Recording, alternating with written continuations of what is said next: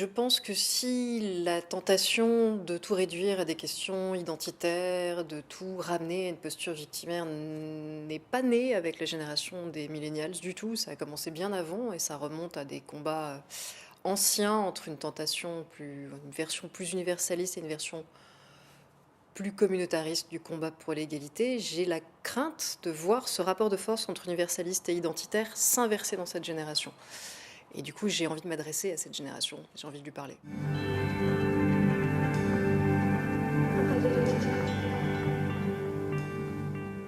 Au Canada, par exemple, effectivement, des étudiants ont fait interdire un cours de yoga destiné aux étudiants handicapés qui existait depuis des années, par peur de s'approprier la culture indienne. J'ai eu qu'à puiser, en fait, quand j'ai commencé à regarder le nombre d'affaires, c'était tellement, tellement dingue, et puis tellement exponentiel, j'ai gardé que les plus illustratifs et les plus parlants.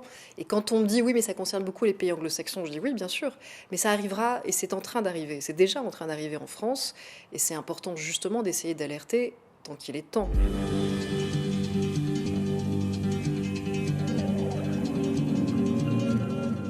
Dans les universités américaines, de plus en plus, très clairement, et les plus prestigieuses en plus, sont totalement sous la coupe de demandes d'étudiants qui ne veulent plus du tout être bousculés, qui demandent des zones de confort, qui parlent de micro-vexation si on leur fait étudier des œuvres classiques qui comportent des passages offensants ou des scènes un peu violentes.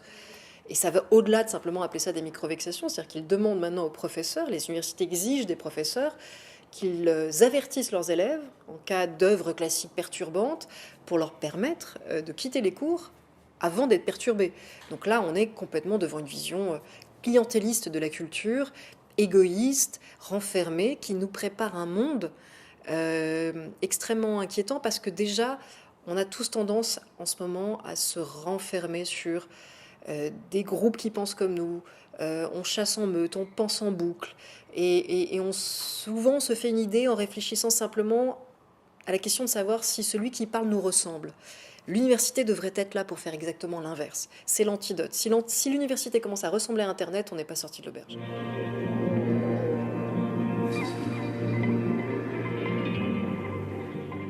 Il n'est pas question de dire qu'il ne faut plus pointer du doigt les discriminations, y compris les discriminations spécifiques.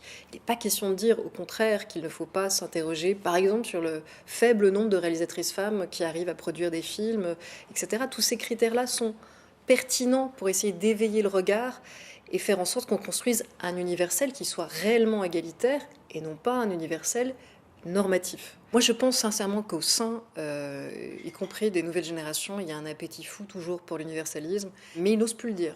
Parce qu'ils sont sous la coupe d'une intimidation où le premier qui parle un tout petit peu différemment et qui ose poser ce genre de questions peut se faire prendre en chasse et se faire rattraper par une forme d'intimidation collective. Donc ce livre, c'est aussi pour proposer qu'on ait cette conversation tous ensemble et qu'on puisse enfin en revenir à des divergences intellectuelles. Qu'on ose dire, en fait, c'est pas qu'on n'est pas d'accord parce qu'on est blanc ou noir, ou juif ou homme ou femme.